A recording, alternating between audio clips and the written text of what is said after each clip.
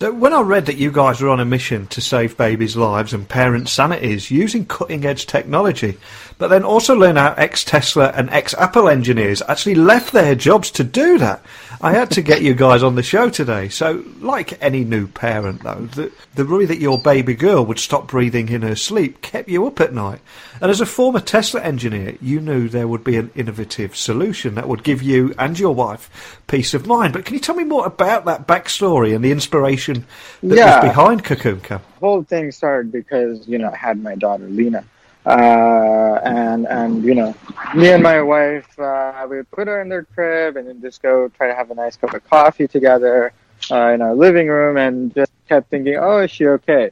It was not more like, oh, is she breathing? It was just wanting to get that peace of mind that she's okay and just relax. Trying to, before we were parents, you are able to be in this, just enjoy with yourself. Now you are completely responsible for this baby. And I myself call it like transition from being a couple to parents, and how to make that transition to be smooth. And worst of all, we were not getting much sleep because, we would have to wake up at night. We wake up at night knowing she's crying, or when there's no crying, we all of a sudden wake up and want to go make sure she's okay. And first time, like all normal parents, we just went and bought all these normal baby monitors and realized that all you get is still video and audio. And really, like, when you wake up in the middle of the night, nothing is there to actually show you she's okay. So me being an engineer, I was like, oh, well, I got to think of something better. And that's when I met my co-founder, Pavan. Basically, he had experience with computer vision. My experience was building products. We just put that together and created Cocoon Cam. Excellent. Now, from that real-life fear that you spoke there, I think everybody can relate to that. And obviously you went on to create Cocoon Cam, the world's only baby monitor with real-time breathing monitoring and HD video and instant alerts. But there are so many tech examples out there. Like you said, a lot of them mean that the child must wear a wearable, which is obviously not a great idea. And I've also seen others that give false readings, and a false reading can be even more scary for parents, especially when there's nothing wrong. Absolutely.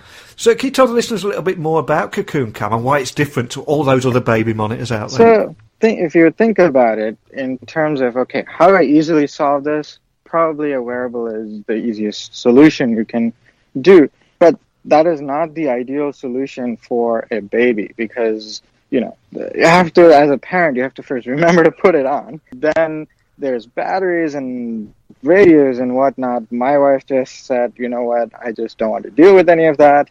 And so that's why I started looking into contactless solutions. Now that you can't touch the baby, it's more of an engineering problem. What technology can you use to make it safe? So there are these sonar, you can use radar, but all of those are active technologies, I call them, because you're emitting a signal onto a baby and it's reflected back, and that's what you're measuring. But with a camera, what you're measuring is just what the camera sees. And what I say to that is it's a passive device, meaning it is just observing the environment. There's no extra signal being emitted onto your baby. So we feel that is the safest way to detect these signals. And so we said, okay, now that we have a camera, that is the thing that we are going to use. What do we need to do to make sure that our algorithms are reliable? So to do that, we initially started conducting a test at UC San Diego. So my co-founder, he went to UC San Diego, and so that's where we first started our testing at the hospital over there. So we went to the NICU, put some of these devices onto the babies, or not put it on them, but observe them with our camera. These babies are already hooked up with all the medical grade, hospital $30,000 FDA approved monitors. So we compared them, and then now we're doing that again at Stanford. So here, if you go to Palo Alto at Lucille Packard Hospital, you'll see our cameras there, and we are comparing these monitors, our algorithms compared to medical devices. And so